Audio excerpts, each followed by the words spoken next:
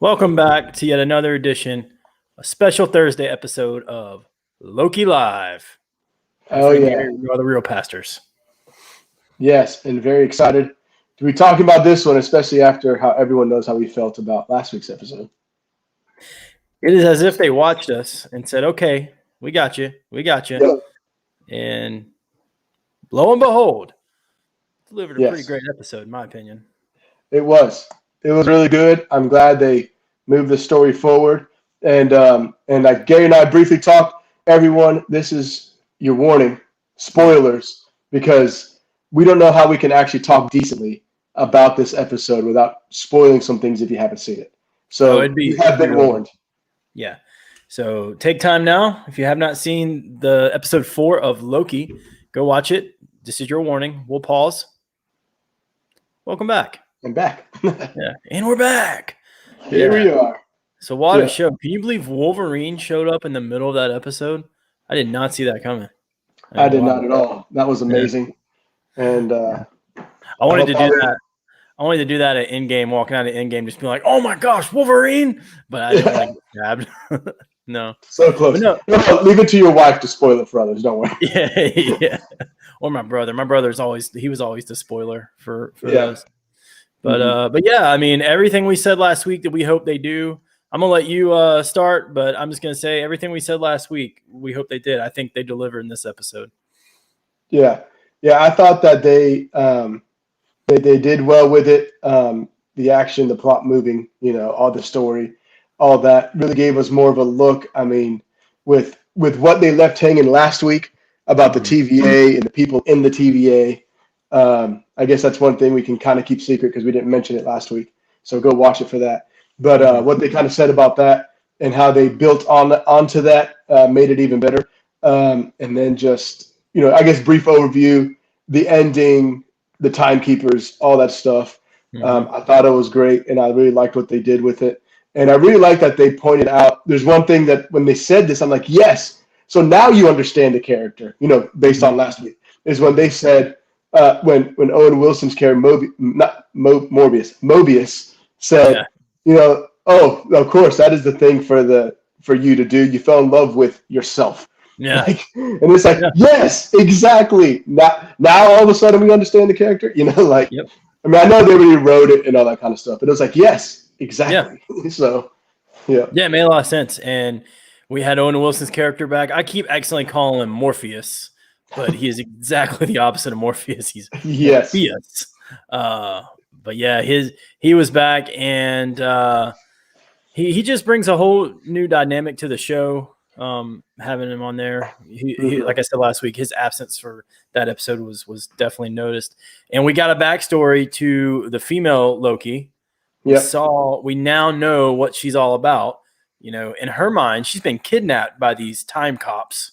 You know, and they've ruined her whole life. And then you find out that what really got to me the episode was when she confronts the main girl. I don't know. I'm terrible with names. I don't know what's going on with my names, but and she said, "I don't even remember you." It's like didn't even remember the biggest event in her life. She remembered. Yeah, she remembered her, but she didn't remember the Nexus event. That's why right. they had to. Didn't remember why. Yeah.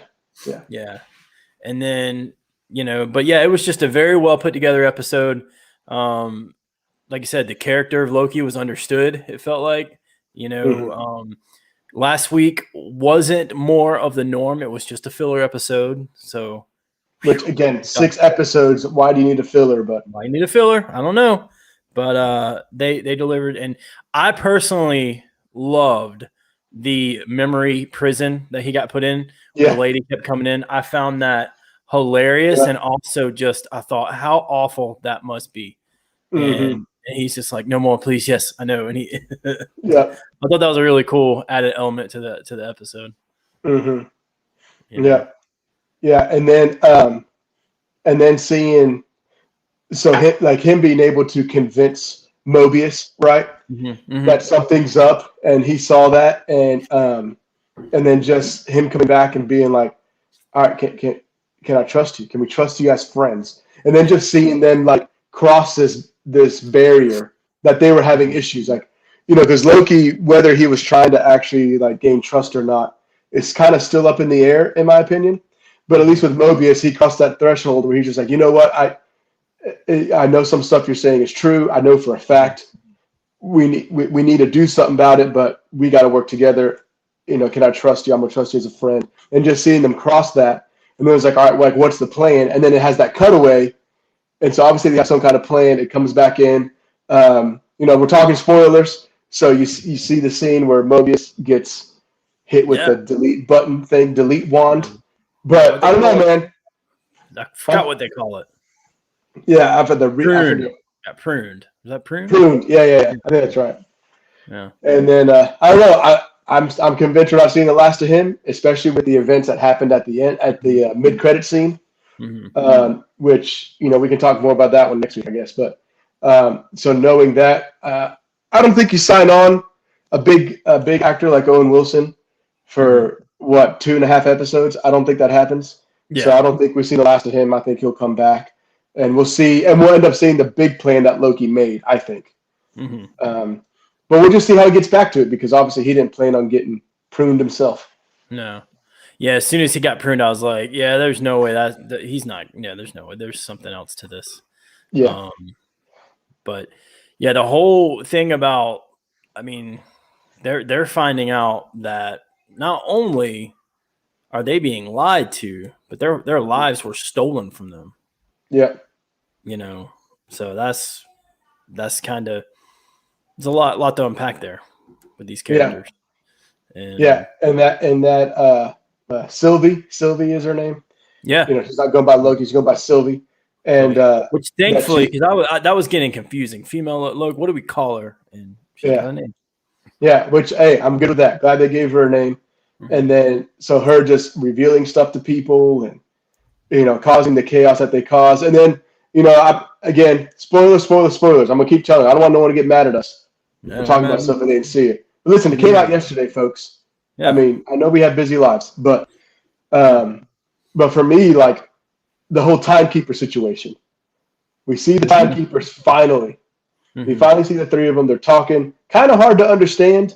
Yeah. Especially one of them. I was like, I have no idea what he just said. I had to listen to it twice. My headphone. I was watching it on my phone in bed last night, and my headphones died as they started talking.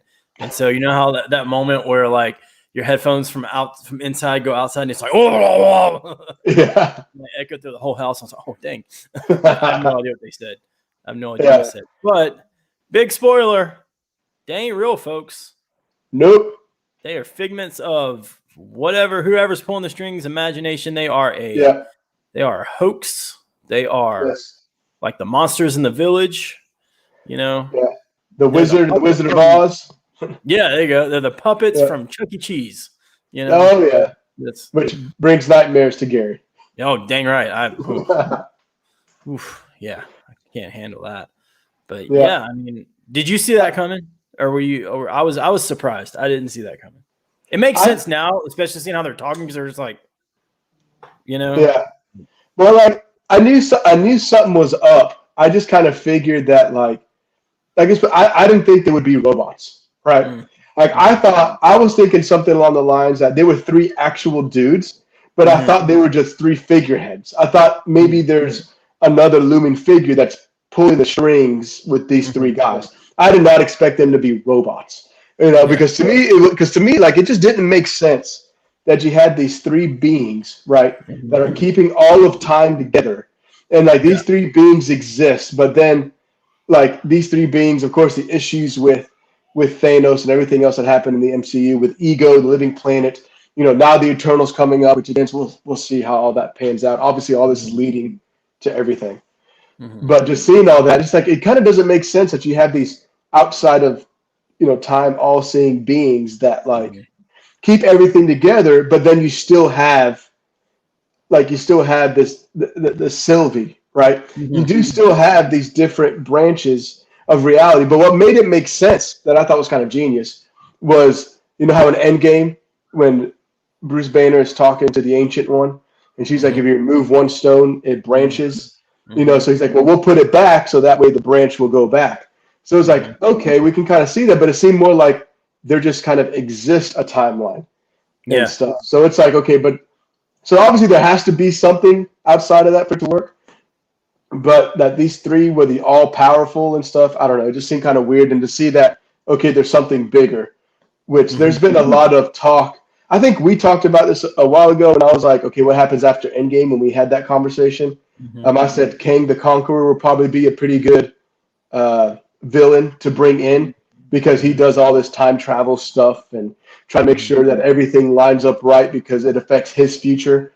And the fact that the events that the Avengers do messes up his future, then he has to come back and kill Avengers and stop them from ABC, depending on which version you read, to make his future better again. But he's still a tyrant, right? He's still a bad guy. And so it was like, even with this, I'm like, oh, well, what if he's pulling the strings? He still could be. Cool. Yeah. Which I think could be kind of cool. And then you keep building on this whole timeline thing that was built in Endgame. Yeah. And I didn't see them as androids or anything like that, but I knew they weren't exactly who they were portraying them to be. They thought they were going to be like, I knew they weren't the end all be all, Right. And but I did have that, see the android head on the floor. I had just that moment of, oh, well, look at that. But yeah, that's interesting to see how and that's the thing. And that's what I've been interested in about all the time, how this ties into what they're doing next. Have you heard the theory that the TVA is located in the quantum realm?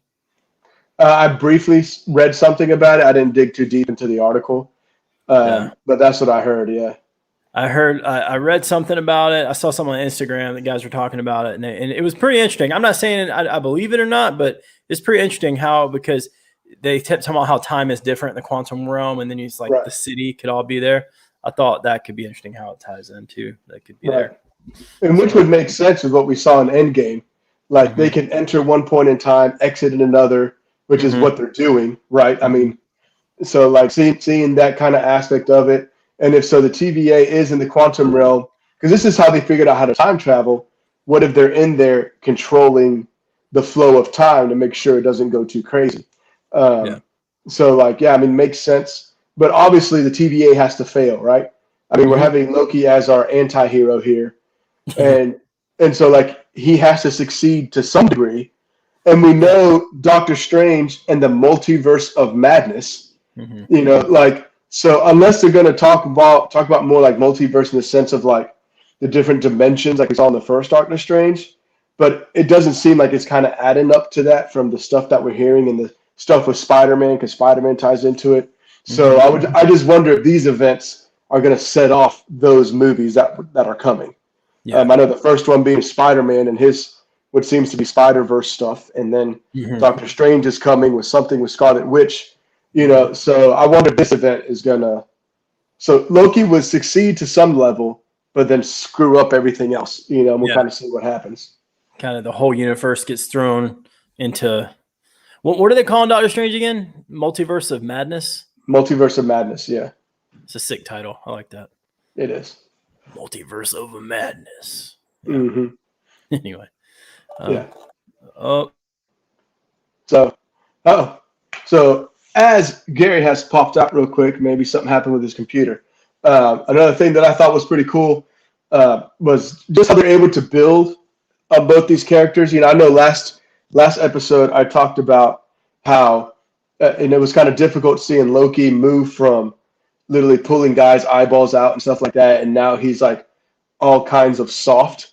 And so that was just kind of weird to me, and that's what was going on. But just seeing him now at this point, having those conversations with Lady Sif, having the conversations on the planet, which I forget the name, having those conversations with Sylvie further. And at that point, it seemed a whole lot better because now we're trying to see a little bit more, which I wish they kind of would have, moved to that part faster. Because to me, it kind of seems like stuff's getting a little bit rushed, but, we'll see how it all pans out.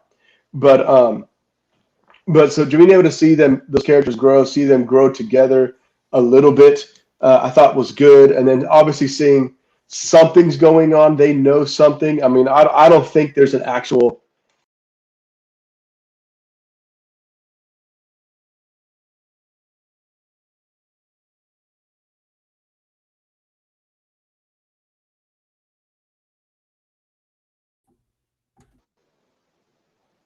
All right. There we go.